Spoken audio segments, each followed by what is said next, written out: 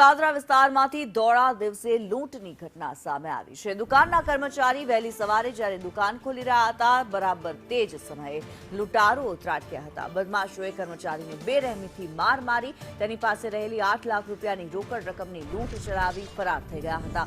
Surat crime બ્રાન્ચે તાત્કાલિક અલગ અલગ ટીમો બનાવી તપાસનો ધમધમાટ શરૂ કર્યો। મનીષ પરમાર વધુ વિગતો સાથે જોડાયા છે। મનીષ, લૂંટની જે ઘટના સામે આવી રહી છે, શું ઘટના રહી? બિલકુલ, કિન્નતી વાત કરીએ તો સુરત શહેરના ગોરાદરા વિસ્તારમાં આ જે રામદેવ ટ્રેડર્સ આવેલું છે ત્યાં ગાડી વહેલી સવારે પોતાનો કર્મચારી છે પોતાની દુકાન છે તે ખોલી રહ્યો હતો, પરંતુ 3 જેટલા લૂંટારૂ આવ્યા હતા અને તેને માર માર્યો હતો। તેની પાસેથી 8 લાખ રૂપિયા જે રોકડ રકમ હતી તે લૂંટીને ફરાર થઈ ગયા હતા।